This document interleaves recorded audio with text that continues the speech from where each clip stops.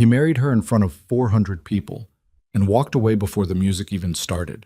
No dance, no photograph, no whispered word, just the sound of his shoes on marble and the doors closing behind him, leaving his bride standing alone in a room full of strangers, wearing her best smile like a wound. Charlotte Hayes had agreed to this marriage for one reason and one reason only.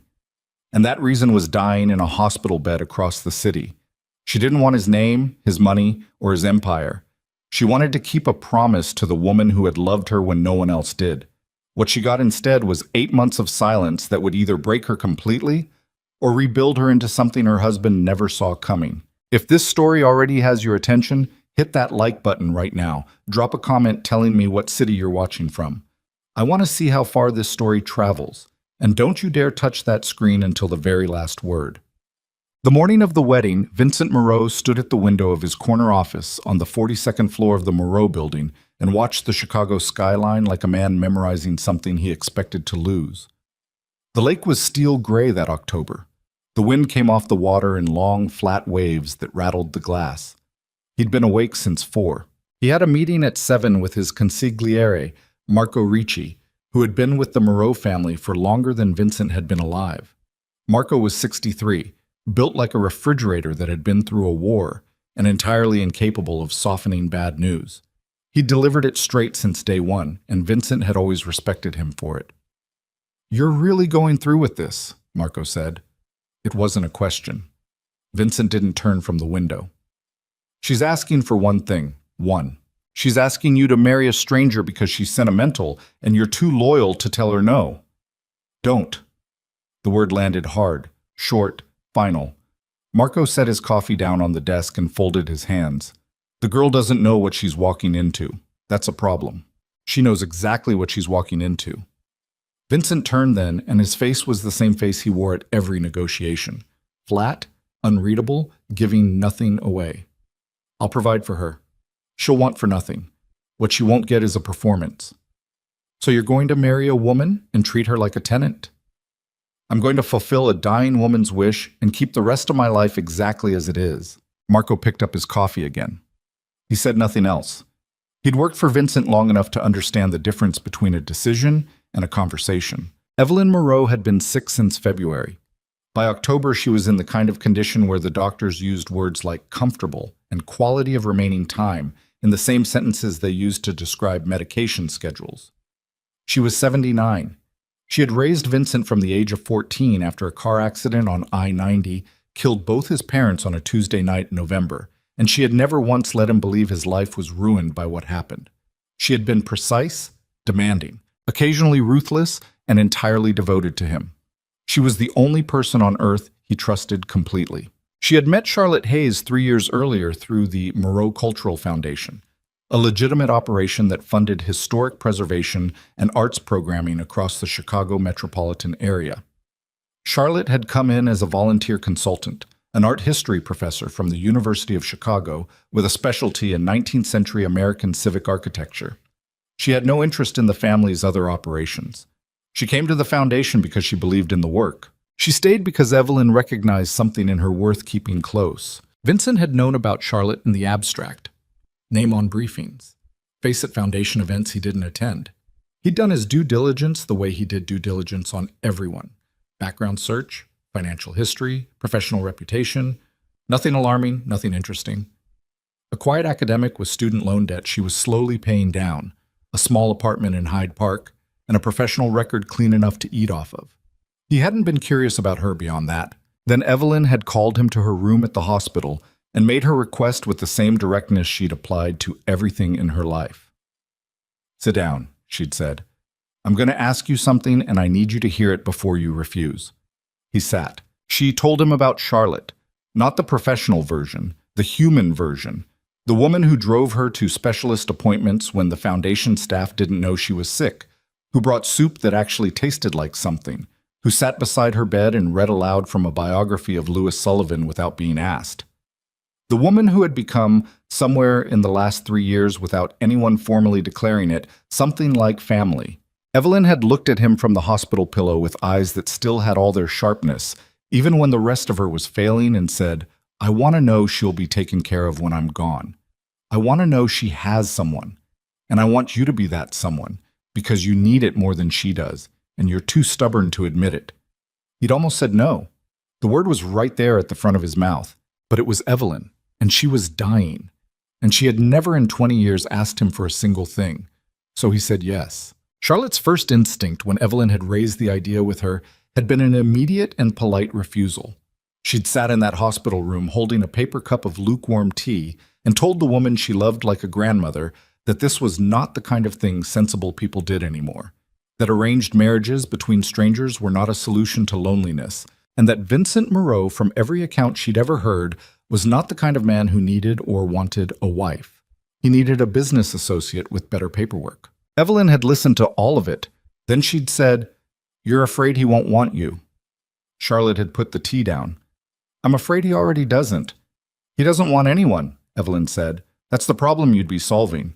It took 3 more visits, 2 long phone calls, and 1 very honest conversation about what Charlotte actually wanted from her own life before she finally agreed. And she agreed on a condition. She would try, genuinely try. She would enter the marriage with honesty and give it real effort. But she was not going to beg. She was not going to perform. And if the man couldn't meet her halfway after she'd extended every good faith gesture she had, she was going to walk away without guilt. Evelyn had accepted those terms. The wedding was held at the Drake Hotel on a Saturday afternoon. 400 guests, mostly family connections, business associates, a smattering of city officials who owed the Moreau family favors going back decades. The flowers were white peonies and dark eucalyptus. The string quartet was impeccable. Charlotte wore a dress that her best friend Maya had helped her choose. Ivory silk with clean lines, nothing theatrical, nothing that tried too hard. She stood at the end of the aisle and watched Vincent Moreau come toward her and tried to read something human in his face. There was nothing there to read. He was tall, 6'2", maybe more. Dark hair cut short, the kind of jaw that looked like it had been carved with a specific and humorless intention. He wore the suit the way men in his position wore everything, like it was armor that happened to be expensive. His eyes were dark, and they moved over her with the same professional efficiency she imagined he applied to real estate inspections. Not cold exactly, but entirely, completely absent of warmth. He took her hand at the altar. His grip was firm and brief and utterly impersonal. The officiant spoke. Vincent answered when required. Charlotte answered when required. The words were exchanged with the bureaucratic precision of a property transfer. And then it was done. The guests applauded. Charlotte turned toward her new husband with a smile that she had prepared carefully and practiced twice in the mirror that morning. Not performed, just controlled. The kind of smile that said, "I'm not going to let this break me in front of 400 people." Vincent looked at her for 2 full seconds. Something moved behind his eyes, too fast to name, too brief to hold on to. Then he said quietly and without particular cruelty, "I have something to handle," and he walked away. Not to the reception line, not to the table, not to any visible destination. He simply turned and walked, and the crowd parted around him the way crowds always did for men like Vincent Moreau, and in 30 seconds he was gone. Charlotte stood alone in the middle of the ballroom floor while the string quartet transitioned smoothly into the first reception song, and 400 people tried very hard not to look directly at her. Maya appeared at her shoulder inside of a minute. Her voice was low and controlled, but her jaw was tight. "Charlotte, I'm fine. I know what it was." Charlotte kept the smile where it was, adjusted the grip on her bouquet. "Get me a glass of wine and don't make a face at anyone." She got through the reception the way you got through anything that was too large to absorb all at once, by breaking it into pieces small enough to manage. She spoke to his cousins. She thanked the guests. She ate half her dinner. She told 3 different people that Vincent had been called away by something urgent, a family matter, nothing to worry about. He sent his regards. She did not cry. She would not cry. Not in that room, not in front of those people, not over a man who had decided before he ever spoke 10 words to her that she wasn't worth the effort of a single dance. She kept the promise she'd made to Evelyn right up until the last guest left. Then she got in the car and she let herself feel the full weight of what had just happened. It settled in her chest like something calcified, not grief exactly, not rage, something closer to the particular loneliness of learning that your worst fear about yourself was correct. He saw her. He looked right at her, and he walked away. The Moreau estate sat on 11 acres in Lake Forest, 40 minutes north of the city. Charlotte had been given a tour of the house a week before the wedding by Marco Ricci, who had conducted the walkthrough with the energy of a man explaining fire codes. Her rooms were on the second floor east wing with windows that faced the garden, separate from Vincent's rooms by a sitting room and a hallway that might as well have been a continent. She unpacked her own boxes. The staff offered to help. 3 of them appeared at her door within the first hour, nervous, clearly unsure of the protocol, and she thanked them genuinely and sent them away. She needed to do this part herself, needed the physical activity of putting her books on shelves and her photographs on the desk to feel like she still had some agency over her own existence. She started cooking breakfast the next morning at 7. She made it for 2. Vincent didn't come down. She ate alone, left his portion covered on the stove, and went to work. She did the same thing the next day, and the next. She learned his schedule from the household calendar that Marco reluctantly shared with her. Not the sensitive details, just the rhythms, the times he was usually home, the meals he occasionally took at the house when he wasn't in the city. She adapted around those rhythms without announcing she was doing it. She left notes about morning meetings near his coffee. She remembered that his cousin Danny had a bad knee and asked after it when Danny visited. She learned that the head of household staff, a woman named Rosa, had been with the family for 17 years and quietly asked her how things had actually been done before she arrived, because she didn't want to disrupt what was already working. The household warmed to her within weeks. Rosa became almost protective. Danny started dropping by more often than his schedule required, and Charlotte suspected it had something to do with the fact that she made an excellent pasta. The estate, which had operated with the emotional temperature of a well-managed hotel, began to feel incrementally more like a place where people actually lived. Vincent observed none of this, or if he observed it, he gave no indication. He was present in the house the way weather was present. You knew it was there, it affected everything, but it didn't engage with you. He moved through rooms she'd recently been in and ate meals she'd quietly had Rosa set out and wore the clothes that appeared in his closet, with apparently no curiosity about who had arranged to have them cleaned. He wasn't hostile. He wasn't anything. He was simply not there, even when he was standing in the same room. By the 3rd month, Charlotte had accepted that she was living alone inside a marriage. By the 4th, she had stopped leaving notes near his coffee. By the 5th month, on a morning in March when the light through the kitchen windows was the particular thin gray of a Chicago winter refusing to end, Charlotte sat with her cup and her book and realized that she had forgotten, somewhere in the last several months, to miss the version of her life that existed before this one.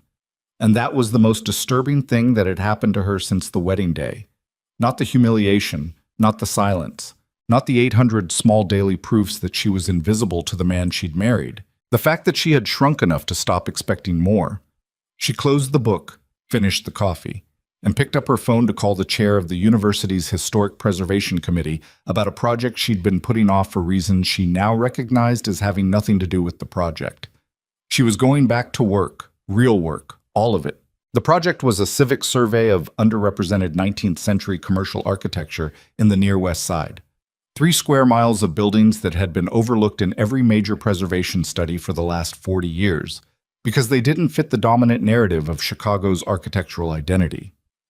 Charlotte had been building the conceptual framework for this research for 2 years. She threw herself into it with the specific energy of a person who has rediscovered that their own intelligence is the most reliable thing they own. She started arriving on campus before 8. She took meetings that ran past dinner. She published 2 preliminary essays in a journal that mattered and received responses from scholars in 3 other cities. She gave a talk at the Chicago Architecture Foundation that drew a standing room audience and a write-up in 2 local publications. Away from the estate, Charlotte Hayes remembered exactly who she was. The charity gala was in April, a fundraiser for the Landmarks Preservation Council, Black Tie, held in the grand ballroom of the Civic Opera House. Charlotte attended as a speaker. She gave 8 minutes on the value of commercial vernacular architecture and got a longer ovation than the keynote, which she would later describe to Maya as one of the more gratifying professional moments of her adult life. Afterward, standing near the bar with a glass of wine she'd genuinely earned, She was approached by a man she didn't know who introduced himself as Nathan Cole. He was 40, lean, with the kind of quiet energy that came from spending a lot of time working with his hands on things that mattered to him. He was an architect, restoration work, mostly, historic commercial and civic structures. He'd heard her talk and had a specific question about a building on West Monroe that he'd been retained to survey. The question was good, technical, precise, showing he'd actually listened. She answered it. He followed up. She followed up on his follow-up. 20 minutes went by. Somewhere across the ballroom, in a section of the room Charlotte wasn't looking at, Vincent Moreau stood with a glass of scotch and watched his wife laugh at something another man had said. It was the first time in 7 months that he had seen her laugh like that. Unguarded, real, the kind of laughter that moved through a person from somewhere genuine. He felt it like a wire pulled tight in his chest. He didn't understand, standing there with the ice shifting in his glass, why that sound, her laugh from across a crowded room, directed at a man he didn't know, had gotten through every wall he'd spent 20 years building. He told himself it was territorial, a reflex, something biological and therefore irrelevant. But the wire didn't go slack. And across the ballroom, Charlotte said goodnight to Nathan Cole and walked back toward the exit without once looking in her husband's direction. Not because she was making a point, but because the thought of looking for him hadn't occurred to her. That was the thing that kept Vincent standing at the bar long after his scotch was gone. She hadn't looked for him. Not once. Not even as a reflex. 7 months ago, she had looked for him in the middle of a ballroom with 400 people watching, and he had already been gone. And now, finally, now that she had stopped looking, he was the one who couldn't take his eyes off her. The morning after the gala, Vincent arrived at the kitchen at 7:15 and found the coffee already made. Not left for him. Not arranged with a note the way it used to be in those early months when Charlotte had tried everything she knew how to try. Just made. A full pot, still hot, because she had made it for herself, and there happened to be enough for two. The distinction was invisible to anyone who wasn't paying attention. Vincent had started paying attention too late, but he was paying it now. He poured a cup and stood at the counter and listened to the house. Her footsteps on the floor above him, the sound of a door, water running, the particular rhythm of someone moving through a morning with complete self-sufficiency, not waiting for anything or anyone. He drank the coffee standing up and didn't sit down because sitting down felt like an admission he wasn't ready to make. Marco arrived at 8 with the week's security reports and found him still in the kitchen. Marco looked at the coffee pot, looked at Vincent, said nothing about either. They went through the reports in the study. 3 items needed decisions. Vincent made them clean and fast, the way he always did, and Marco noted them and moved on. They were 20 minutes in when Marco set his pen down with the particular deliberateness that meant he was about to say something Vincent wasn't going to like. Danny says she gave a talk last week at the Architecture Foundation, standing room. I know. You know because you had someone pull the event coverage, or you know because you were there? Vincent looked at him. Asking, Marco said, because those are 2 different things. I know because Rosa mentioned it. He picked up the next report. She got a write-up in 2 publications. She's making a name for herself outside the family. That's not a problem. Didn't say it was. Marco picked up his pen again. Just noting that the woman you married appears to be doing considerably better than the arrangement you offered her. Marco. I'll shut up. Now would be good. Marco shut up. But the pen moved across the notepad slowly, the way it did when he was thinking something through and choosing not to say it, which was sometimes worse than just hearing it. That afternoon, Vincent drove himself into the city. No driver, no tail, which was a decision Marco would have objected to loudly if he'd known about it. He had a meeting at 2 with the family's real estate council about a development in the South Loop, and after the meeting he sat in the car in the parking structure on Wabash for 12 minutes doing nothing, which was not something he did. He drove past the University of Chicago on the way home. He didn't stop. He just drove the extra 4 miles down South Ellis and looked at the buildings and thought about a woman sitting in one of them right now, surrounded by people who actually listened to her, and felt the wire in his chest pull tighter. He went home. Charlotte was in the garden when he got back, sitting on the stone bench near the east wall, with a laptop and a stack of photographs spread out on the seat beside her. She was on the phone, a work call, something technical about surveying methodology and zoning record access. She didn't look up when his car came down the drive. Not because she was ignoring him, because she genuinely didn't register him. He stood at the window of the ground floor study for approximately 45 seconds, watching her talk with her hands while she held the phone, photographs shuffling as she found the one she needed, and felt something he could not name settle into the base of his throat like a stone. Then he went upstairs and worked until midnight. The collaboration between Charlotte and Nathan Cole began the following week. It was entirely professional and entirely above board. She had the archival and historical expertise, he had the structural assessment background and the active restoration contracts, and the Near West Side survey required both. They met twice a week at a workspace she kept at the university, and once a week in the field, walking the block faces of West Monroe and West Adams with clipboards and camera equipment, arguing cheerfully about whether a particular cornice treatment was Italianate or Renaissance Revival, while Nathan's junior associate took measurements. Charlotte was productive in a way she hadn't been in almost a year. The research was good. The collaboration was clean. Nathan asked precise questions, accepted her expertise without condescension, disagreed with her occasionally in ways that improved the work, and made her feel, for the first time in a very long time, like she was exactly where she was supposed to be. He also made her laugh on a Tuesday afternoon in May, when they were standing in front of a 6-story building on West Monroe in a light rain, and he delivered an entirely straight-faced assessment of the building's decorative limestone work as looking like a Beaux-Arts building that got into an argument with a grocery store and lost. And Charlotte laughed so hard she had to put her hand on the brick wall to steady herself. She told Maya about it that night over the phone. "Is he attractive?" Maya asked. "That's not the point. The fact that you didn't say no is a point. He's a colleague, a good one. The work is excellent." "Charlotte." "Maya. You're allowed to notice." Charlotte was quiet for a moment. "I notice. And then I remember that I'm married to a man who looked at me on our wedding day and decided I wasn't worth the effort of a single conversation, and I stopped noticing. That's not healthy either." "I know." She looked at the ceiling of her study. "I'm not doing anything wrong." "I know you're not."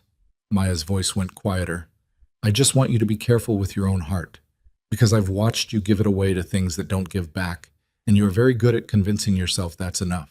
Charlotte didn't have an answer for that. She said goodnight and sat in the quiet of her room and listened to the estate settle around her, the particular large house silence of too many rooms with too few people in them, and did not let herself think too long about what Maya had said. Vincent found out about the collaboration through the household schedule. Charlotte had started keeping her work calendar on the shared estate system, mostly for Rosa's benefit, so the staff knew when she'd be home for dinner. And Vincent had begun checking it with a regularity that he would not have admitted to anyone. He saw Nathan Cole's name appear twice in a single week, then 3 times the following week. He ran the name through his own channels the same night, the way he ran every unfamiliar name that entered his orbit, and got back a file that told him everything. Architect, 40 years old, clean record, solid professional reputation, 2 completed restoration projects that had won preservation awards, currently contracted on 3 active sites across Chicago. Nothing in the file was alarming. Everything about the file made the stone in his throat heavier. He came down to breakfast the next morning at 7. Charlotte was already there reading something on her tablet, coffee cup halfway to her mouth. She looked up when he came in. Her expression shifted, not warming exactly, but adjusting, recalibrating to his presence the way you adjusted to a change in weather. "Morning," she said.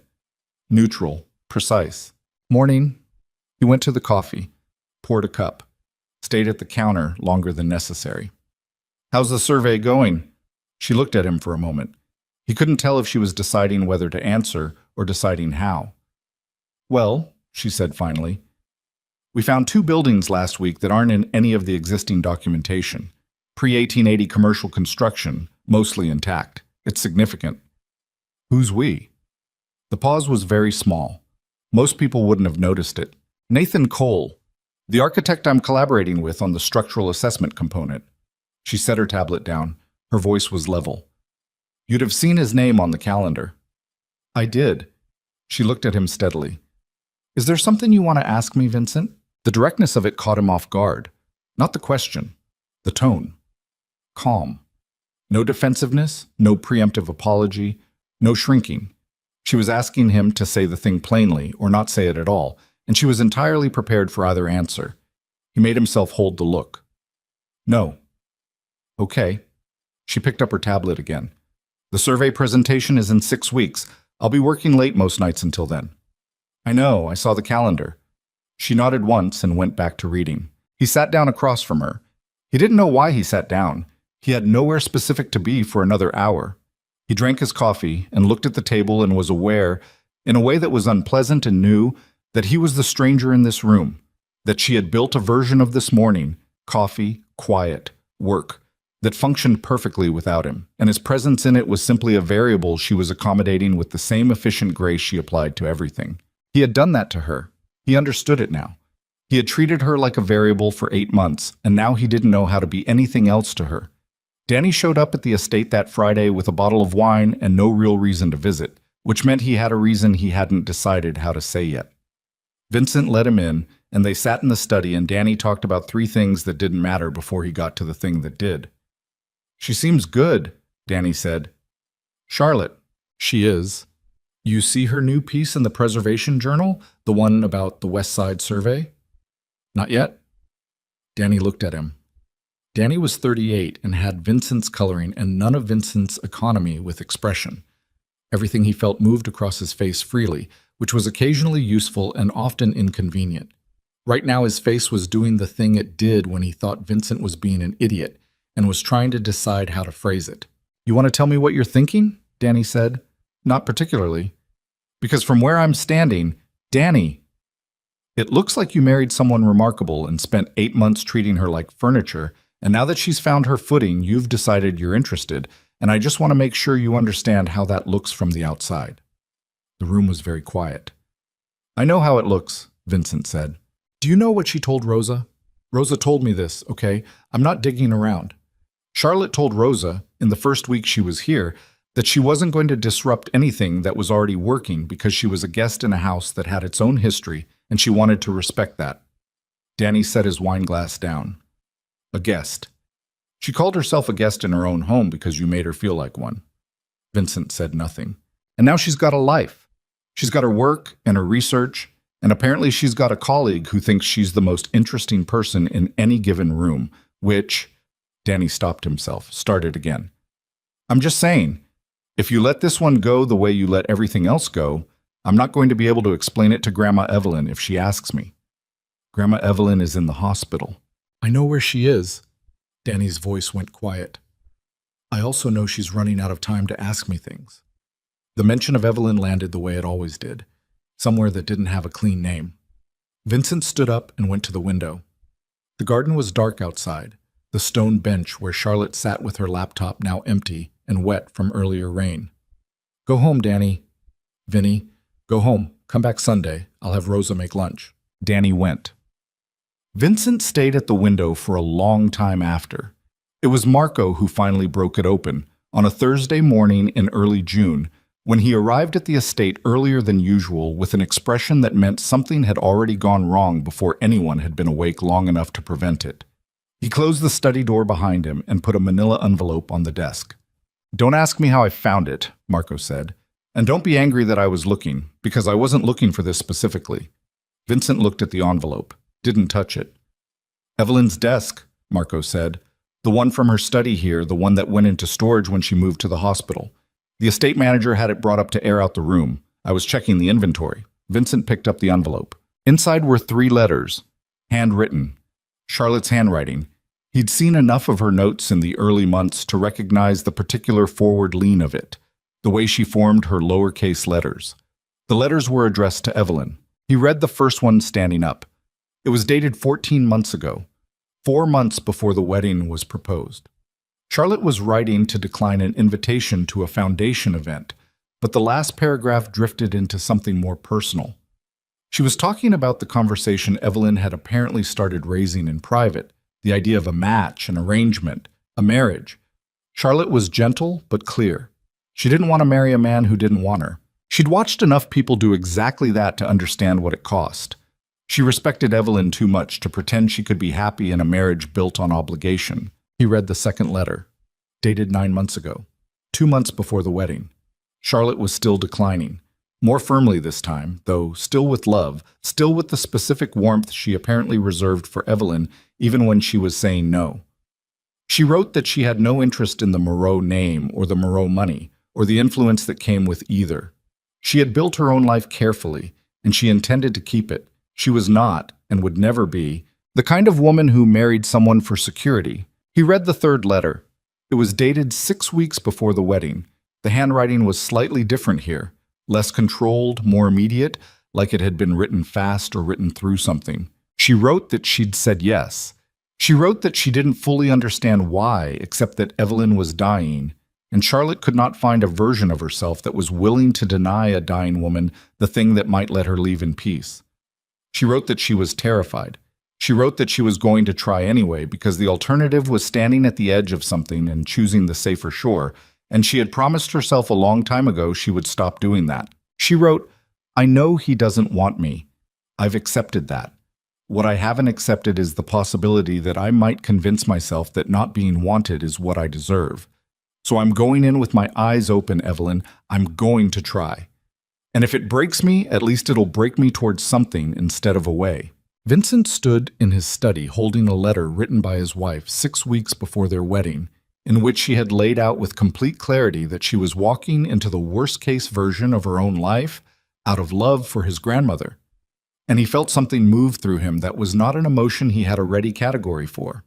It was too large and too specific, and it went too deep for any word he had in his ordinary vocabulary. He had spent 8 months believing Charlotte Hayes had married him for the proximity to power, the way every other person in his orbit circled it. He had built the entire architecture of his indifference on that assumption. It had felt like self-protection. It had felt like intelligence. It had been nothing. It had been the stupidest mistake of his life, dressed up as caution. She had entered his house with a broken heart and a promise to try, and he had given her 8 months of nothing in return. 8 months of empty chairs at breakfast tables and unmarked notes, and the particular cruelty of a man who treats a woman's genuine effort like background noise. And she had rebuilt herself anyway, without him, around him, in spite of him. He set the letters down on the desk very carefully, the way you set something down when you're not sure your hands are steady enough to be trusted with it. He sat. Across the estate, in the east wing, he could hear, faintly, through 2 walls and a hallway, the sound of Charlotte on a phone call. Her work voice. Professional, focused, completely contained. She had stopped needing him to validate any part of her existence, and he was only now, finally, beginning to understand what he had lost by never offering to. The wire in his chest that had started at the gala pulled so tight he stopped breathing for a moment. Then it snapped, and what replaced it was something much worse. The specific, undeniable weight of a man who has run out of reasons to keep lying to himself, standing in the wreckage of his own making, with no earthly idea whether the person he'd damaged most still had anything left to give him, or whether he had simply waited too long to find out. He sat in that chair for a long time. The letters were still on the desk in front of him, arranged in the order he'd read them, edges aligned the way his hands had automatically straightened them without his mind giving the instruction. Outside the study window, the garden was doing something with morning light that he wasn't looking at. The coffee Rosa had brought in at 8:30 had gone cold at his elbow. He hadn't touched it. 3 letters. 14 months of a woman telling the truth while he built an entire architecture of contempt on a lie he'd invented himself. He thought about the first morning after the wedding. Charlotte's breakfast left covered on the stove. He'd come down at 9, seen it, and walked past it to get a protein bar from the pantry because eating the food she'd made felt like accepting something he hadn't agreed to. He had told himself at the time that he was being clear. Setting the correct expectation, refusing to let the arrangement drift into something it wasn't. He had told himself a great many things. The intercom on the desk buzzed once. Rosa's voice. "Mr. Moreau, Mrs. Moreau is leaving for the university. She wanted me to tell you she won't be home for dinner." "Thank you, Rosa." He listened to the sound of Charlotte's car leaving the drive, the particular crunch of gravel, then the smooth shift to asphalt, then nothing. He picked up the letters and read them again, all 3. More slowly this time, stopping at the lines he'd moved past too fast the first time. In the second letter, there was a sentence he'd glossed over. "I've met him twice at foundation events. He's not what people say he is. I don't mean that as a compliment or a criticism. I mean, I can't read him, and I've never met anyone I couldn't eventually read. That frightens me more than anything else about this. She had been frightened of him. She had walked in frightened and tried anyway. He set the letters down. Then he stood up, put on his jacket, and drove to the hospital.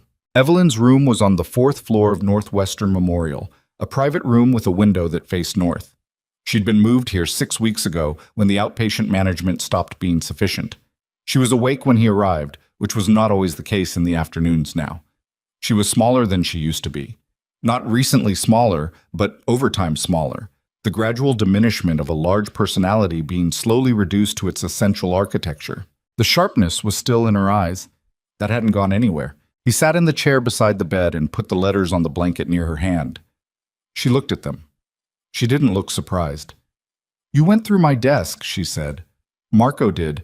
He wasn't looking for them specifically." "No." She touched the edge of the top envelope with 2 fingers. "I meant to move them before the estate manager did the inventory. I forgot." She paused. "Or I didn't forget." Vincent looked at her. "I'm old," she said. "I'm allowed to be ambiguous about whether I forgot things." She said no. His voice came out even. He'd worked to make it even. 3 times. "She told you no 3 times and you kept asking." She said yes the 3rd time. "Because you were dying and she loved you and she couldn't find a way to refuse you." He leaned forward, elbows on his knees. "Grandma, she told you she was walking in terrified. She told you she knew I didn't want her. You didn't know what you wanted. That's not the same as Vincent." Her voice was still capable of stopping him. 20 years and it still worked. "I did not manipulate that girl. I asked her, repeatedly. I told her every time that she could say no and I would understand and nothing between us would change. She made her own choice. She made her choice because she couldn't bear to disappoint you. And you made your choice because you couldn't bear to disappoint me either."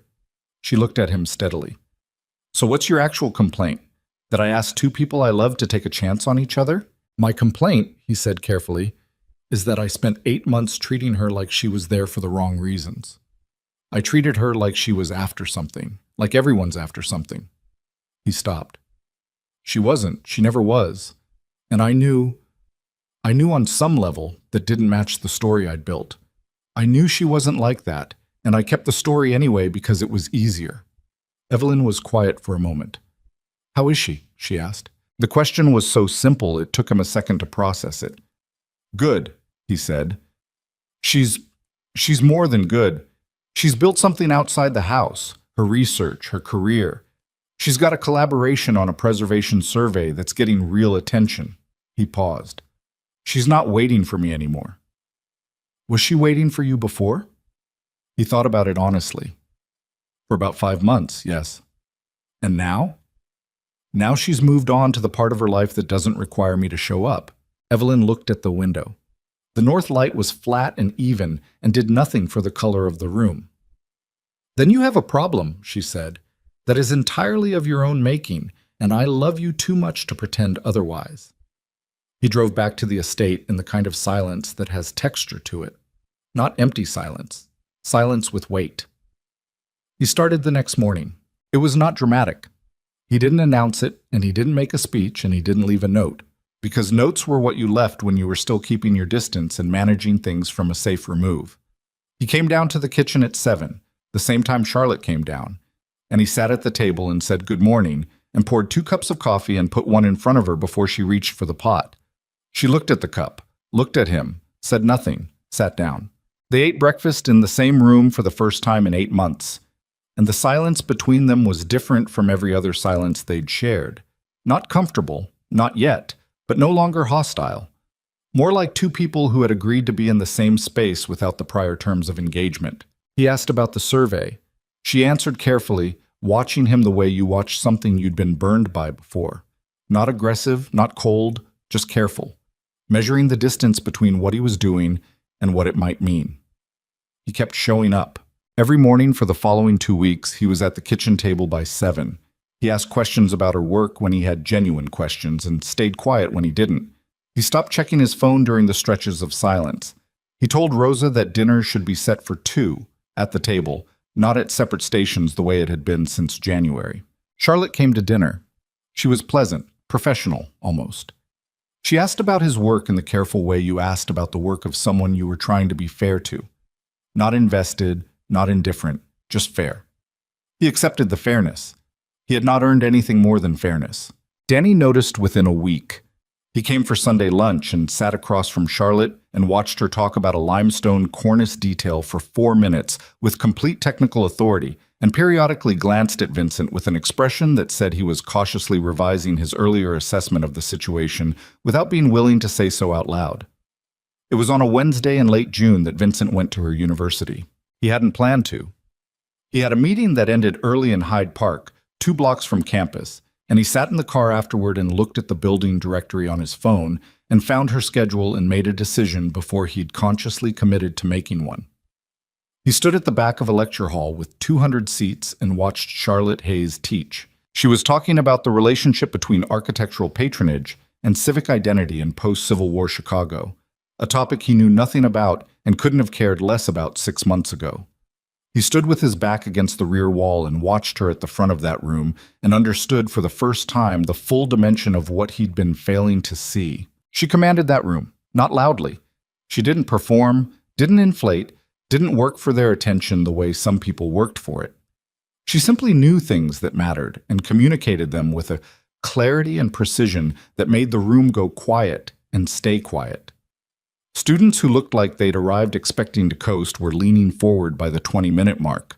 She stopped twice for questions, and the questions were good, which meant she'd built a room where people felt safe asking good questions, which was not an accident. He stood there for 45 minutes. She didn't see him. She was entirely focused on the work, on the students, on the ideas she was moving through that room like they were something worth handling carefully. He left before the lecture ended. He sat in his car and looked at his own hands on the steering wheel and tried to remember the last time he had felt genuinely humbled by another person's quality and came up empty, because the people in his world didn't typically display quality so much as they displayed the appearance of it, and he had become very good at telling the difference, and the difference here was that Charlotte Hayes was entirely real. He had kept her at the margins of his life for 8 months. He had been incurious about her, indifferent to her, systematically absent from every moment she had offered him. And in that same time, she had built something that stood on its own merits, in a world that had nothing to do with his name or his money or his reach. He drove home and ate dinner across from her and listened when she talked and did not say what he was thinking, because what he was thinking was too large and too late and required more than a dinner table to contain.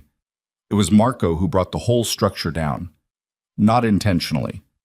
Marco never did anything unintentionally, but this one came from a direction nobody had anticipated, which was the only kind of hit that actually landed. It was a Friday afternoon in early July. Vincent was in the study reviewing a property acquisition when Marco knocked and came in without waiting, which he only did when the information was time-sensitive. He put a photograph on the desk. It was taken that afternoon. Charlotte and Nathan Cole, standing in front of a building on West Adams, both in field clothes, both looking at something on a clipboard she was holding. Nathan's hand was near her shoulder. Not on it. Near it. The kind of proximity that meant either nothing at all or the particular something of 2 people who had stopped being careful about casual contact. Charlotte was laughing. Vincent looked at the photograph for a long time. "Who took this?" he said. "One of our street-level people. Routine area coverage. It came up in the afternoon review." Marco's voice was entirely neutral. "I'm not suggesting anything. I'm giving you the information. She's working with him. I know that. I know you know." Marco pulled the photograph back.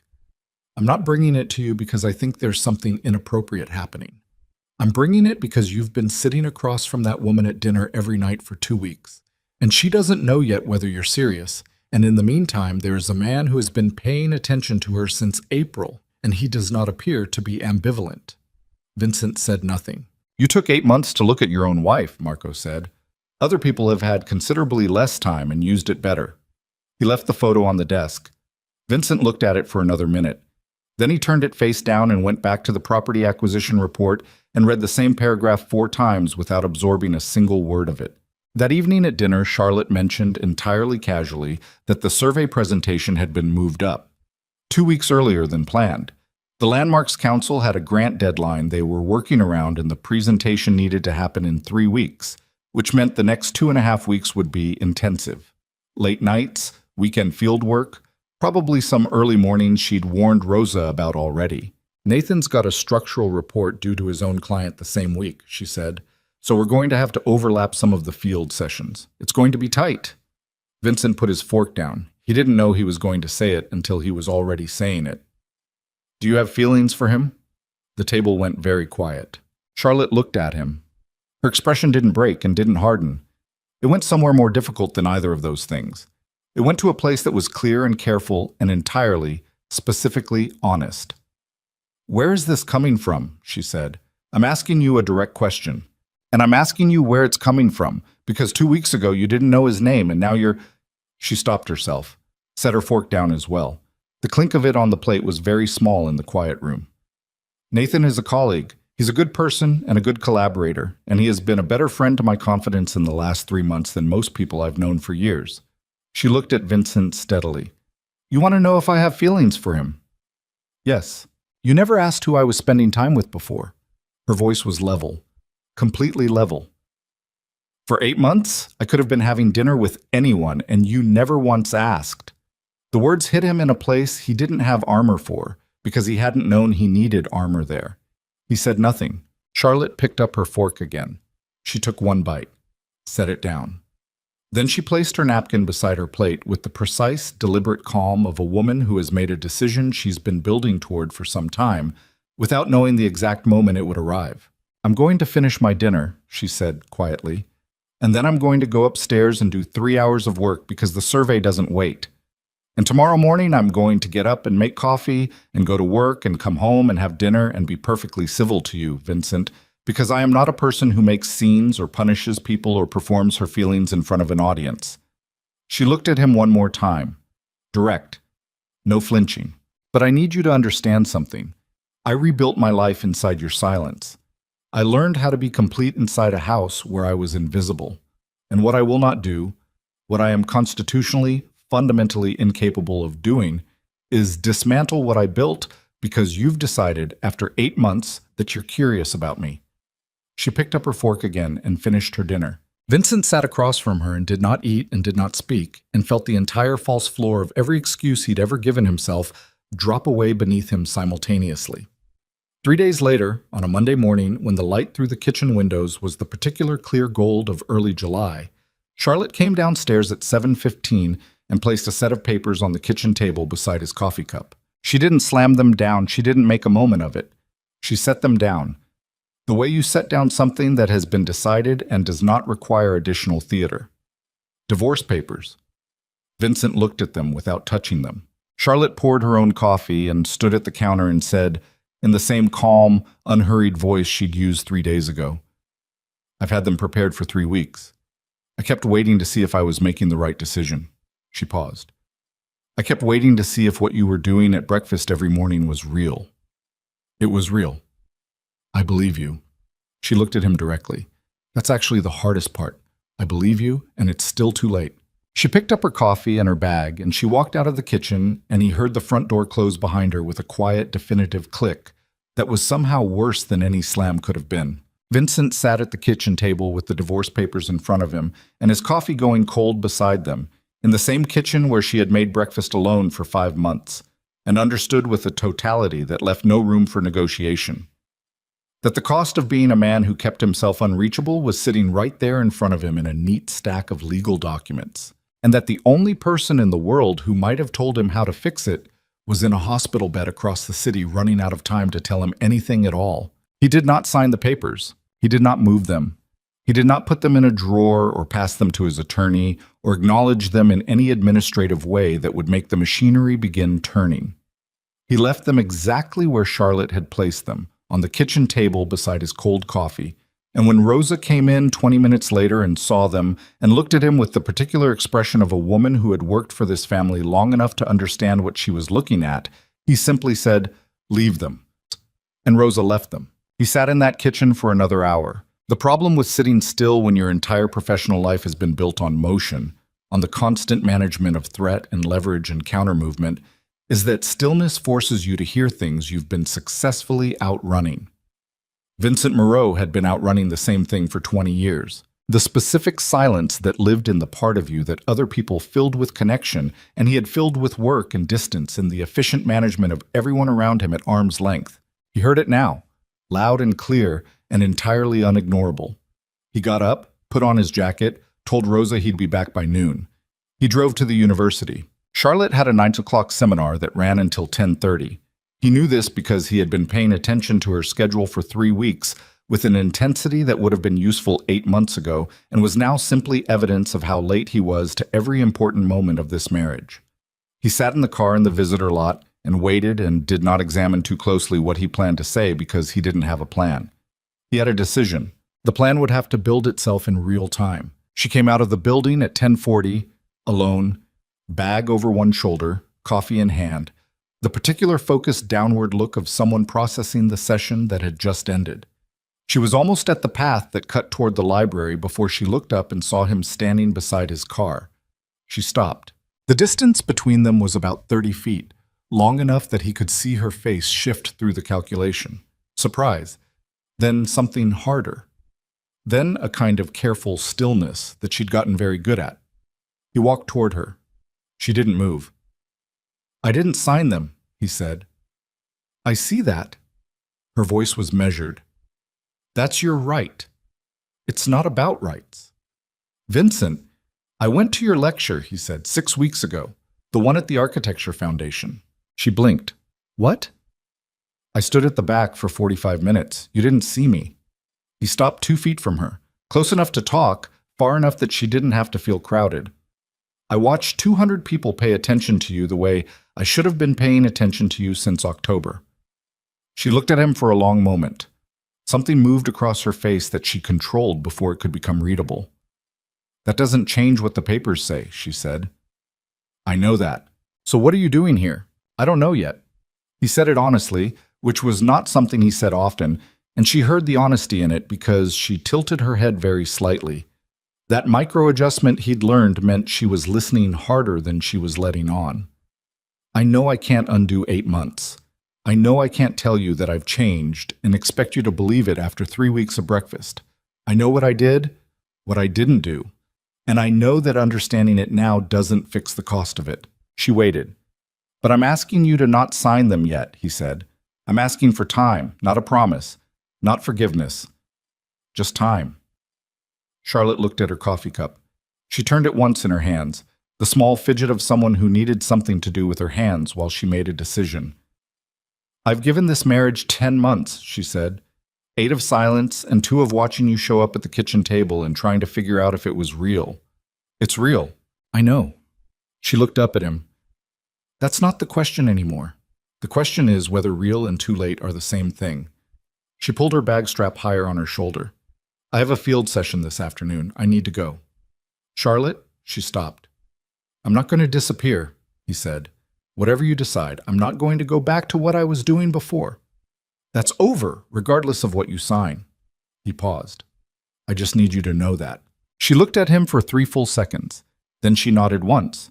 Not warm, not cold, not forgiving, just acknowledging. And walked past him toward the library path. He stood in the parking lot and watched her go and did not call after her because he had learned, finally, that there were things you could only demonstrate and never say. Marco was waiting at the estate when he got back. The expression on Marco's face was the one reserved for situations that had developed badly while Vincent was elsewhere, which happened occasionally and was always Marco's least favorite kind of morning. "Sit down," Marco said. "Tell me standing." "Sit down, Vincent." He sat. Marco placed a folder on the desk. Inside were financial records, internal records, the kind that didn't exist in any filing that touched legitimate operations. Transaction logs, shell account movements, numbers that had been moving in directions they should not have been moving for what the timestamps indicated was 11 months. Vincent looked at the numbers. He turned 2 pages, stopped on the 3rd. "Where did you get this?" he said. "Our forensic accounting contact flagged an anomaly in the Lakeshore property acquisition last week. We pulled the thread." Marco's voice was entirely flat. "It goes back to November." "November?" 1 month after the wedding. "How much?" Vincent said. Across all the identified accounts, 3.2 million. That we've confirmed. There may be more we haven't found yet. Vincent turned another page. The shell structure was sophisticated, not the work of someone improvising, but the work of someone who had been planning this for long enough to build real architecture around it. Someone with access to the inner operations. Someone who knew exactly which flows to touch and which to leave alone to avoid triggering the standard reviews. Someone inside. Who? He said. Marco didn't answer immediately. He placed one more document on top of the folder. A single page. A name at the top. Vincent looked at it. The name was Raymond Holt. Raymond had been with the Moreau organization for 9 years. He was 36, a second-tier operations coordinator with access to the property acquisition pipeline and the legitimizing financial layer that processed payments through the real estate holdings. He was not a lieutenant. He was not trusted at the level of Marco or Danny, but he was trusted at the level of being inside the systems, inside the flows, inside the wall that separated the Moreau operation from everyone outside it. 9 years, Vincent said. 9 years. Has he moved anything in the last week? 3 days ago. Small transfer, but the pattern is consistent. Marco straightened. He doesn't know we've found it. Vincent closed the folder. He sat back in his chair and looked at the ceiling and breathed through the specific cold that came over him when something inside his own structure had rotted without him seeing it. A cold he'd felt before, twice in 20 years, and that never got easier to feel. Bring him in, Vincent said. When? Tonight. Marco nodded and left. The confrontation happened at 9 that evening in a room at the back of a property on West Huron that the Moreau organization used for exactly this kind of conversation. A room without windows, with good soundproofing and furniture that had been chosen for utility rather than comfort. Raymond Holt arrived believing he was there for a routine check-in about a property assessment. He realized within 30 seconds of entering the room that he was not. He was a compact man, dark-haired, with a face that defaulted to pleasant, and was currently failing to maintain that default under pressure. Sweat at his collar, hands that didn't know where to put themselves. His eyes moved to the folder on the table and came back to Vincent, and he made the calculation that everyone made in this room, whether to hold the story or let it go, in about 4 seconds. He held it for approximately 90 more seconds. Then he let it go. He had been approached 14 months ago by a third party. He wouldn't give the name initially, though the name would come, who had offered him a significant sum to route specific property payments through a secondary shell structure. He had been told it was a tax efficiency arrangement, which he did not believe but accepted as the story that made it possible to do the thing while still sleeping. Over 11 months, he had made 23 transfers. He had received, in total, $400,000. Vincent listened to all of it without moving. The name, he said. Raymond told him. The name was not a name Vincent recognized, which meant it was either a genuine outside party or a name one layer removed from the person who actually gave the instruction. He looked at Marco. Marco's face said he'd had the same thought. Is that the whole name? Vincent said. That's all I have. Raymond. Vincent leaned forward slightly. I've known you for 9 years. I know your sister's name. I know what neighborhood you grew up in. I know that you have made exactly one dishonest decision in 9 years of working inside this organization, and that you are sitting here right now trying to calculate whether the person who paid you is more dangerous than I am. He stopped. That calculation has only one correct answer. Help me find the right answer. Raymond's hands were flat on the table now. He was breathing carefully. The sweat at his collar had spread. He gave a second name. Vincent recognized it immediately. The second name belonged to a man named Gerald Foss. Gerald Foss was 61, a commercial real estate attorney who had done peripheral work for the Moreau organization for 6 years. Not inside, not trusted with operational details, but proximate enough to understand the general shape of the holdings. More relevantly, Gerald Foss sat on the board of 3 companies with overlapping interests in the same South Loop development that Vincent had been negotiating for the past 8 months. The development that the property acquisitions Raymond had been routing were all connected to. Someone had been trying to destabilize the South Loop acquisition from the inside. Not to steal the money, $3.2 million was noise in the scale of what the development represented. to create traceable irregularities in the financial structure that could be surfaced at the wrong moment, to give someone leverage, to give someone a reason to come to Vincent Moreau with a problem only they could make go away. 11 months of groundwork for a pressure campaign that hadn't launched yet. Vincent sat with that for a moment. "Get me everything on Foss," he said to Marco. "Tonight." He left Raymond in the room with two of his people, so not in danger, but not leaving either, and drove back to the estate at 11:15 with his jaw set and his hands steady on the wheel and the specific cold of a man who has just discovered that someone has been building a weapon inside his house and aimed it at his future. The Foss file took Marco's team until 2 in the morning to pull together. Vincent sat in the study and read it as it came in. Property records, corporate filings, litigation history, financial relationships. The picture that assembled itself was clear enough by 1 a.m. and complete by 2.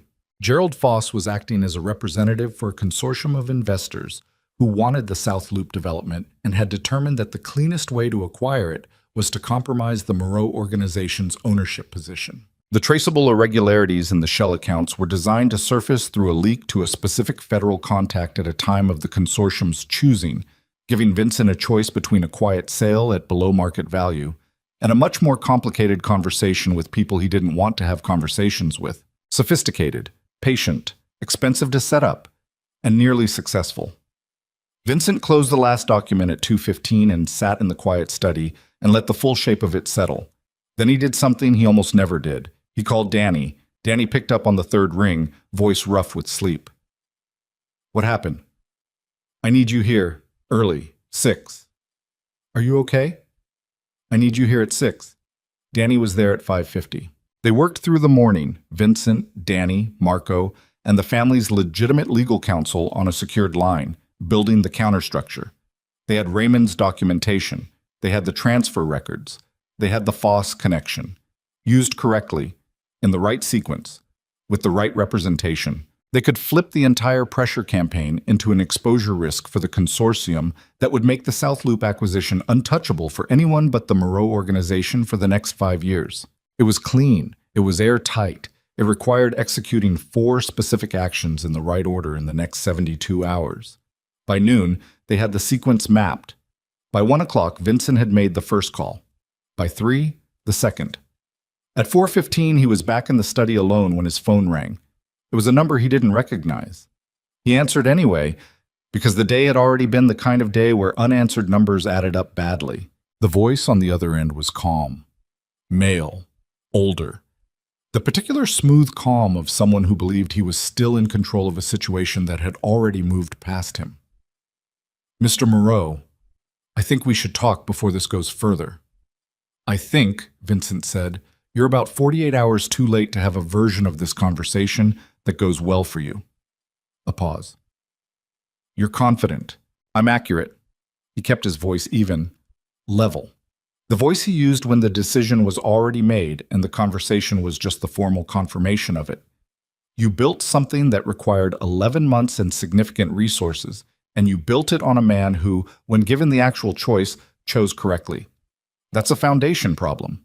You can't fix a foundation problem from the top." Another pause. Longer. "What do you want?" the voice said. "Nothing from you. We're past that. I'm telling you as a courtesy that you have approximately 2 business days before the documentation reaches people who will find it considerably less easy to discuss than I do." He paused. "That's not a threat. It's a schedule." He ended the call. He sat in the study for a few minutes in the late afternoon quiet. The crisis was not over. 72 hours was 72 hours and things could still move wrong, but the shape of it had changed. The pressure that had been building for 11 months inside his operation had a name and a structure and a counter now, and that was the difference between a trap and a situation. He should have felt the specific satisfaction that came with this, the clean, cold clarity of a problem identified and solved. He'd felt it before. He knew what it felt like. What he felt instead was the divorce papers still on the kitchen table. What he felt was the particular sound of a front door closing with quiet, definitive finality. He got up and walked through the house to the kitchen. The papers were there, exactly where Charlotte had left them. Rosa had moved around them all day without touching them, the way the whole household had learned to move around the things in this marriage that were not theirs to manage. Charlotte wasn't home yet. Her car wasn't in the drive. The kitchen was clean and quiet and still smelled faintly of the coffee she'd made at 7 that morning. He picked up the divorce papers. He read them through, every page, every clause. The document was thorough and fair. No spite in it, no punitive construction, just the clean administrative language of an ending. Her attorney had done good work. He set them down. He got his jacket and his keys. He drove to the Drake Hotel. He didn't call ahead. He didn't arrange anything. He drove to the hotel where they had been married 9 months ago, and he walked into the grand ballroom and he stood in the center of it. It was set up for another event. Different flowers, different arrangement of tables, nothing of their wedding remaining in the physical space. But the room was the same room. The same proportions, the same floor, the same distance between where she had stood and where he had stood, and the door he had walked through. He stood exactly where he had stood when he left her. He stood there for a long time. A hotel staff member appeared at the entrance, politely uncertain. "Sir, this room is reserved for—" "I know," he said. 5 minutes. The staff member retreated. He took out his phone. He found Charlotte's number. He looked at it for 20 seconds. Then he typed, "I need to show you something, not tonight. When you're ready, I'll be here." He put the phone in his pocket. He looked at the center of the ballroom floor, where she had stood alone in front of 400 people wearing a smile that had cost her something real. And he understood, completely, finally, without any remaining capacity for self-deception, that the worst thing he had ever done in a life that contained a significant inventory of hard decisions had nothing to do with his professional world. It was standing in this room and choosing to walk out of it. His phone buzzed. He looked at the screen. Charlotte had read the message. The 3 dots appeared, indicating she was typing. Then they disappeared. Then they appeared again.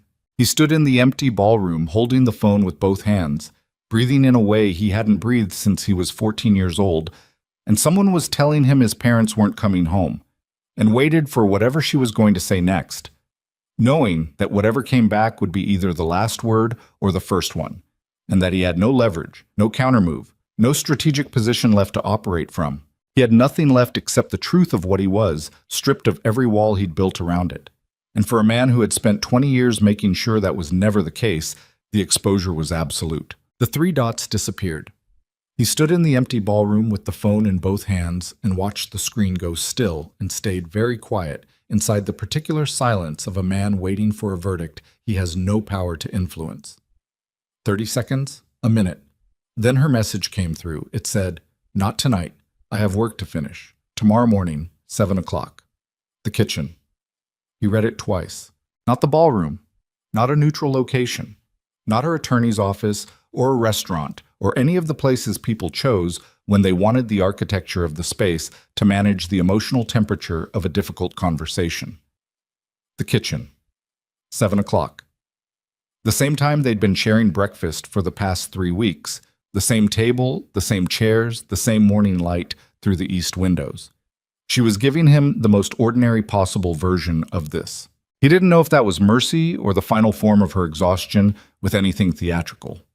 He typed back, "I'll be there," and drove home through the city in the dark with his hands steady on the wheel and his chest doing something that didn't have a clean name. He did not sleep well. He was aware of that without examining it too closely. The ceiling of his room, the particular quality of 3 a.m., the moment at 5 when he gave up and got up and stood in the shower for longer than necessary. He was dressed and downstairs by 6:15. He made the coffee himself. He set 2 cups on the table and sat down and waited. Charlotte came down at 6:58. She was dressed for work already. Not formally, but pulled together, the way she looked when she intended to go to campus after whatever this was. She saw the 2 cups on the table. She saw him sitting with his hands around one of them. She put her bag on the counter and sat down across from him and picked up the second cup and said nothing for a moment. The morning light was doing the thing it did in July through those east windows, coming in warm and direct, putting everything in the room into a kind of high-relief clarity that was slightly merciless. Vincent looked across the table at his wife and saw the tiredness around her eyes that matched his own, and saw the stillness in her that was not detachment, but the specific stillness of a person who has decided to be present for something difficult. "I went to the Drake last night," he said. "I know. You told me. I stood where I stood when I left you. He kept his voice level. Not managed, just honest, which felt different. I've been trying for 3 weeks to figure out how to say what I want to say without it sounding like something I rehearsed, and I can't. So I'm just going to say it plainly. She waited. I built the first 8 months of this marriage on an assumption I made before I ever spoke 10 words to you. I decided what you were before I gave you any room to be anything. I did that because it was easier than the alternative, which was letting someone into a life I'd sealed off so completely I'd stopped noticing it was sealed. He paused. I found the letters. Evelyn's desk. I know you said no 3 times. I know what you wrote in the last one. I know what it cost you to walk into this house. Charlotte's hands moved slightly on the cup. Not much, just a small shift in how she was holding it. I spent 8 months punishing you for motivations you never had, he said, and then I spent 3 weeks eating breakfast across from you like 3 weeks could balance 8 months, and you were right to put the papers on the table. You were right. The person you were protecting yourself from when you wrote those letters to Evelyn was exactly the person I turned out to be. The kitchen was very quiet. Outside, somewhere on the estate grounds, a bird was doing something persistent and unconcerned with the weight of what was happening inside. I'm not asking you to tear the papers up, he said. I'm not asking you to give me another chance based on what I'm saying right now, because what I'm saying right now is cheap. Words are the cheapest thing I have. He looked at her directly. I'm asking you to give me time to show you something different, not a performance, not a campaign, just time. And if at the end of it the answer is still no, I'll sign whatever you put in front of me without making it harder than it already is. Charlotte looked at her coffee. She turned the cup once, slowly, in her hands. He had seen her do that before. The small rotation when she was processing something she wasn't ready to answer yet. He waited. He did not fill the silence. I need to tell you something, she said finally. Okay. When I came into this house, I was not in love with you. She said it plainly. No apology in it, no cruelty either, just fact. I didn't know you. What I felt was something closer to determined. I had made a promise, and I intended to keep it, and I told myself that was enough to start with. She paused. And then I spent 5 months watching you choose every single day to be absent. And something that might have become something, I felt it there, that possibility, early on, before I understood the pattern. That thing atrophied. Because things atrophy when you don't feed them. Vincent said nothing. I rebuilt myself, she continued, and I'm glad I did. I would not trade the last 4 months of my professional life for anything, including a marriage that worked. That's true, and I need you to know it's true. She looked up at him. What I'm less certain about is whether rebuilding yourself inside a marriage that failed means the marriage itself is over, or whether it means you're finally, both of you, starting from a real place instead of a constructed one. The morning light shifted fractionally, a cloud, then clear again. I didn't sign the papers either, she said. I've had them for 3 weeks and I haven't signed them. He absorbed that. Nathan asked me 2 weeks ago, she said, whether I was still married in a way that mattered to me. He wasn't making a move. He was asking as a friend because he's perceptive enough to see that I was carrying something unresolved. She looked at the table. I told him I didn't know yet. He said that not knowing yet was itself an answer of some kind. He's right, Vincent said. I know he's right. She looked up again. That's why I called my attorney and told her to hold the filing. Vincent set his cup down. He did it carefully, the way Marco had put the letters on his desk. The deliberate placement of something that required steadiness. What does that mean? He said. It means I'm not making this decision in the middle of a crisis, yours or mine. She looked at him with the same directness she'd used in the parking lot, the same clarity that had been the most consistent thing about her since October. It means I'm going to finish the survey presentation.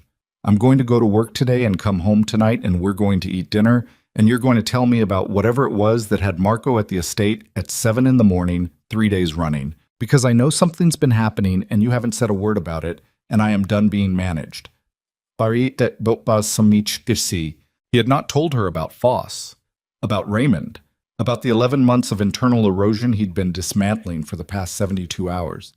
He had kept it separate, his instinct to contain, to handle, to solve before disclosing, The same instinct that had kept him behind glass for 20 years. There was a breach, he said. Inside the organization, someone was routing money through the property acquisition pipeline to create leverage points in the South Loop development. She listened. She did not flinch or look for an exit. He told her the shape of it. Not every operational detail, not because he was managing her, but because some details existed only to complicate, and she had asked for the truth, not the inventory. He told her about Raymond, about Foss, about the 11 months of patient construction aimed at pressuring the Moreau position in the acquisition. He told her it was being addressed, that the counterstructure was in place, that the 72-hour window was closing in his favor. She listened to all of it without interrupting. When he finished, she said, "Is anyone in danger?" "No." "Are you?" The question landed differently than he expected. Not alarmed, specific. The question of someone who was asking about a person, not a situation. "No," he said again. "It's contained." She nodded. "Okay." She picked up her bag. "I'll be home by 7. She left. He sat at the kitchen table with 2 empty coffee cups and the particular quality of a morning that had not resolved the way he'd expected. Not better and not worse, but different. More honest than anything they'd managed in 10 months of marriage.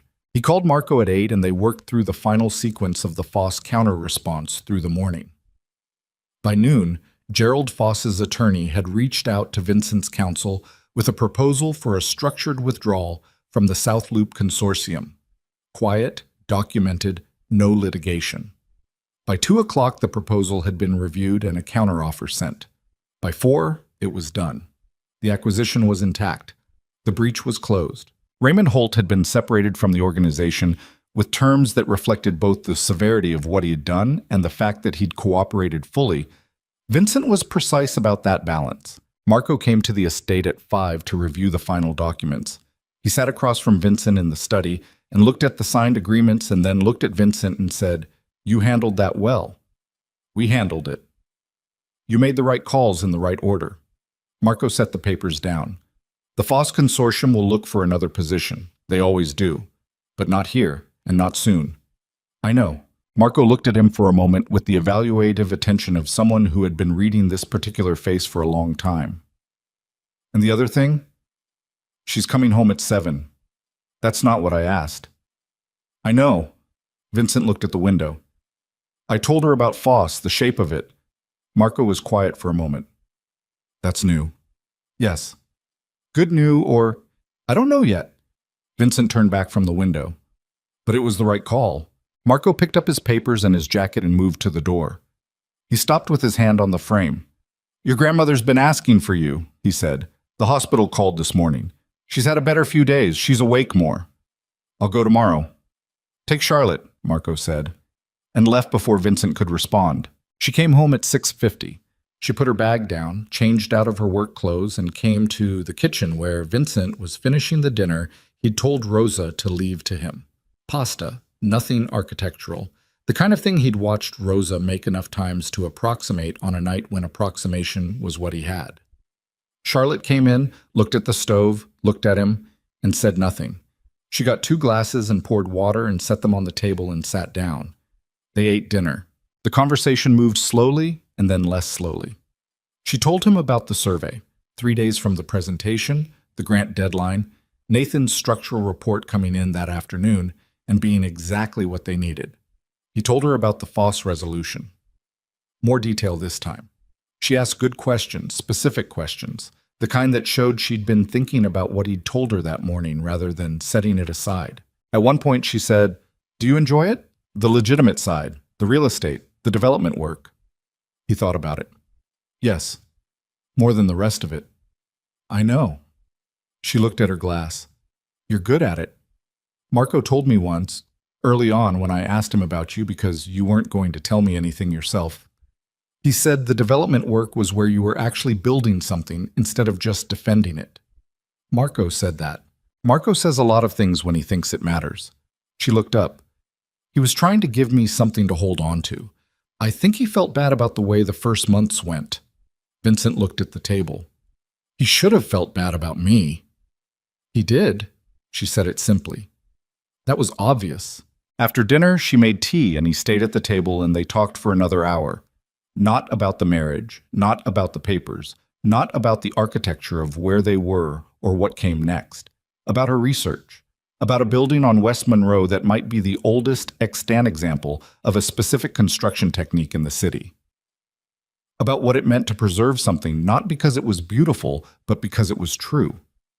Because it was what had actually happened, in actual materials, in an actual place. He found, somewhere in that hour, that he was not managing the conversation, not angling it, not keeping one part of himself behind the glass. He was just there. At 9:30, she said, "I want to visit Evelyn." He looked at her. "Tomorrow," she said. "If that's all right. If she's well enough." Marco said she's been better the last few days. Then tomorrow. She held the tea mug with both hands. She's going to ask me how I am, and I'm going to have to tell her the truth, which is complicated, so I'd rather go in knowing what the truth is. She looked at him. "Can we agree on what the truth is?" "What do you want it to be?" She was quiet for a moment. "I want it to be that we're trying. Not performing trying, actually trying, which means you tell me things when things happen, and I don't manage my own life in a separate compartment inside this house, and neither of us pretends we're further along than we are." "Yes," he said. "That's the truth."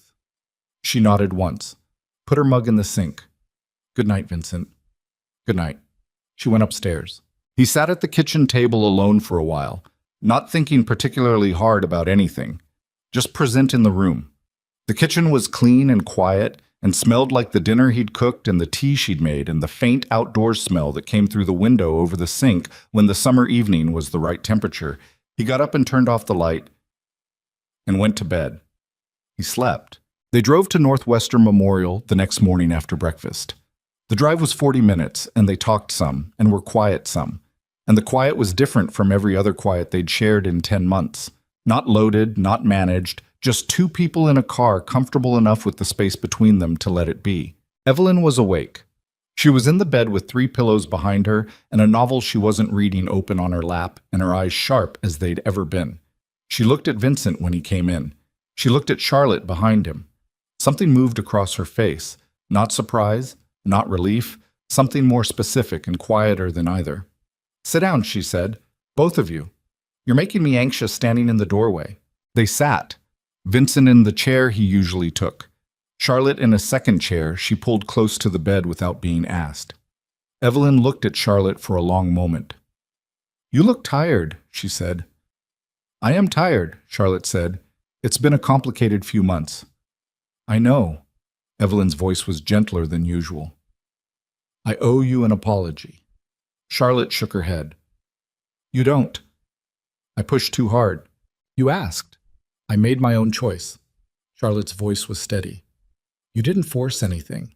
You just loved us both enough to think we might be good for each other, and the evidence on that is still coming in." Evelyn looked at her for a moment more. Then she looked at Vincent. "You found the letters," she said. "Marco found them." "That's the same thing." She adjusted the novel on her lap. "And?"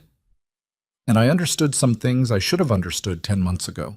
"Better late than permanently stupid," she said, which was so precisely Evelyn that Charlotte made a sound that was not quite a laugh but close enough to one. They stayed for 2 hours. Evelyn tired toward the end, not dramatically, just visibly, the conversation slowing to shorter exchanges. And Charlotte read to her for the last 20 minutes from the novel she hadn't been reading, while Vincent sat in the chair and watched his grandmother listen to his wife's voice with her eyes closed and the first completely unguarded expression he'd seen on her face in a long time. When they left, in the elevator going down, Charlotte said, "She's smaller than she used to be." "I know. She loves you very much." "I know that too." The elevator reached the ground floor. They walked out through the lobby into July. Warm, bright city noise filtering in from the street. Charlotte stopped on the sidewalk. She looked at the front of the building for a moment, then at the street, then at him. "I'm not tearing the papers up," she said. "Not yet. I need more time than 3 weeks of breakfast to trust this." "I know. But I'm not filing them either." She looked at him with the same direct clarity that had been there since the parking lot, since the kitchen, since the ballroom message, since every moment she had been more honest with him than he'd deserved. "What I'm doing is choosing to be here. Not because of obligation. Not because of Evelyn. Because I'm choosing it. She paused. That's what I came in with 10 months ago, except then I was choosing in the dark. Now I'm choosing with my eyes open, knowing exactly what I'm working with. Which includes the fact that you are a difficult, sealed-off, occasionally impossible man who is also apparently capable of cooking pasta and sitting in the back of a lecture hall for 45 minutes without announcing himself. He said nothing for a moment, then, the pasta was acceptable at best. It was fine. The corner of her mouth moved, not quite a smile, something adjacent to it, something that had its own weight and its own history. Don't oversell it. They walked to the car. The survey presentation happened on a Thursday morning 2 weeks later in a conference room at the Landmarks Preservation Council offices on North Wells. Charlotte and Nathan presented to a room of 12 council members, grant committee representatives, 2 city planning officials. The presentation ran 75 minutes. The structural component Nathan had built was exactly what she'd said it would be. Thorough, precise, the kind of work that made the historical argument land with material authority. The grant was approved the same afternoon. Charlotte called Vincent from the car outside the building. He picked up on the second ring. She told him, and there was a silence on his end that lasted about 3 seconds. The kind of silence that in anyone else would have been nothing. And in Vincent Moreau she had learned to read as something he was feeling that he hadn't found the right shape for yet. Good, he said. That's it? Good? That's very good. That's excellent work. Nathan says we should celebrate. He's suggesting dinner. You should go. She paused. You could come. Another brief silence. You sure? I'm asking, aren't I? They had dinner at a restaurant on Randolph. Charlotte, Nathan, Nathan's associate, and Vincent, who sat at a table with an architect he'd had investigated 4 weeks ago, and shook the man's hand and ate a decent meal and listened to 2 people talk about the structural idiosyncrasies of pre-1880 commercial construction with a fluency he didn't share but could follow if he paid attention. Nathan was exactly what the file had described: precise, intelligent, easy with people without being performing easy. And he treated Charlotte's expertise with the kind of unguarded respect that Vincent recognized, watching from across the table, as the thing that had meant most to her in the 4 months they'd been collaborating. Not attraction. Respect. Genuine and unpretentious. Nathan looked at Vincent once, midway through dinner, with the specific look of a man who understands the full dimension of a situation without requiring anyone to explain it to him, and nodded slightly, and went back to his food. Vincent understood what the nod meant. He accepted it for what it was. Walking back to their cars after dinner, Nathan fell briefly into step with Charlotte, while Vincent gave them 30 feet of space without being asked to. He couldn't hear what Nathan said. He saw Charlotte nod. He saw Nathan put his hand briefly on her shoulder, the gesture of someone who is releasing something gracefully, with full intention, because grace is what the moment requires. Nathan said goodnight to them both and drove away. Charlotte stood on the sidewalk and watched his car go. He's a good person, she said. I know. She looked at him. You're not going to be weird about this? I'm going to try not to be weird about this. That's honest. I'm working on honest. She almost smiled, the same adjacency as before, the thing that had its own history in it, that wasn't performed and wasn't practiced and was therefore more valuable than any other expression she had. They drove home separately. She was 10 minutes behind him. She'd stopped for something. He didn't ask what. He got to the estate first, changed clothes, turned on the lights in the kitchen the way she liked them.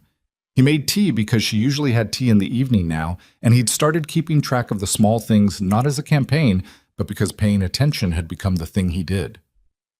She came in at 10. She set her bag down. She saw the tea. She sat at the table and picked it up and looked at him across the kitchen the way she'd looked at him across 100 different silences in 10 months of marriage. I want to tell you something, she said. Okay. When I was writing that third letter to Evelyn, the one where I said yes, I was sitting at my desk in my apartment in Hyde Park, and it was 2 a.m, and I was exhausted and scared, and I wrote that sentence about being afraid I would convince myself that not being wanted was what I deserved. She held the mug. I meant it when I wrote it, and then I moved in here, and somewhere around month 4, I started to convince myself exactly that. I started to shrink. I started to accept the silence as the correct expectation. She looked at him steadily. And then I got angry. Not at you, at myself, for starting to believe it. And that anger was the thing that saved me. He said nothing. He let it be what it was. I'm telling you this, she said, because I need you to understand that the version of me that's sitting here right now is not the version who needed saving. She already saved herself. She set the mug down. What I'm deciding, what I'm in the process of deciding, is whether I want to share the life I built with someone who finally learned how to see it. And that's a different question than the one I came in with. Yes, he said. It is. I need you to understand the difference. I do.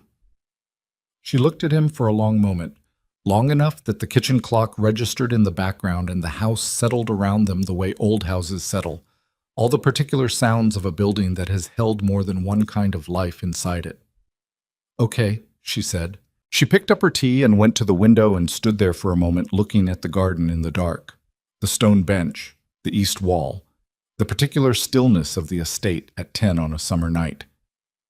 The garden could use some work, she said. Tell me what it needs. I'll show you, not tonight. She turned from the window. This weekend. Okay? She put her mug in the sink and went upstairs. 3 weeks later, Evelyn Moreau died on a Sunday morning with the light coming through the north window of her room and Vincent sitting beside her bed and Charlotte on the other side holding her hand. She went quietly and without drama, in the way of people who have already said the things that needed saying and arranged the world, as best they could, the way they wanted to leave it. They drove back to the estate in the early afternoon, and Charlotte made lunch, something simple, and they ate it at the kitchen table and didn't talk much and didn't need to. In the weeks that followed, Vincent found that grief had a specific texture, not the overwhelming flood he'd expected because Evelyn had been dying for months, and some of the grief had already been absorbed in installments. What remained was quieter, a chair at the table that stayed empty. The particular absence of a voice that had been the most reliable fixed point of his life for 20 years. Charlotte understood loss. She didn't try to explain it to him or organize it or make it smaller. She sat with him in it the way she sat with everything, present, unhurried, not requiring it to be anything other than what it was. They signed the paperwork to maintain the foundation in Evelyn's name. Charlotte agreed to serve on the board. It wasn't discussed at length. It was the obvious thing, and they were both gradually getting better at doing the obvious thing without requiring a formal negotiation around it. On a morning in early September, the light through the kitchen windows was the particular gold of a season changing, cooler than August, cleaner, with the quality of air that had given up trying to be summer and was starting to be something else. Charlotte came downstairs at 7 and found Vincent already at the table with 2 cups. She sat down. She picked up her cup and held it with both hands the way she always did in the first 10 minutes of the morning, before the day had fully assembled itself. They sat in the quiet. Outside the window, the garden that they'd spent 3 weekends in August working through was doing something different than it had been doing before. Less overgrown at the edges, the stone bench visible now from the kitchen in a way it hadn't been when she'd first pointed to it and said it could use some work. She hadn't signed the divorce papers. She hadn't torn them up either. They were in the top drawer of her desk in the East Wing study, and they sat there the way certain things sit. Not forgotten, not ignored, but no longer urgent. No longer the shape of the question. The question had changed. It had gotten smaller and more specific and more real. Not whether the marriage was over. Whether 2 people who had come into a room as strangers, one of them running and one of them standing still, could do the daily, unspectacular, undramatic work of becoming something to each other. He refilled her cup without being asked. She moved her chair slightly, not much, just the small shift of someone adjusting to the space they're actually in rather than the space they've been holding themselves back from. Neither of them said anything. The morning came in through the east windows the way it always did, indifferent to the history of the room it was lighting, and the 2 people sitting in it chose, without announcement, without ceremony, without any language at all, to be exactly where they were. That was enough. That was, it turned out, the whole thing.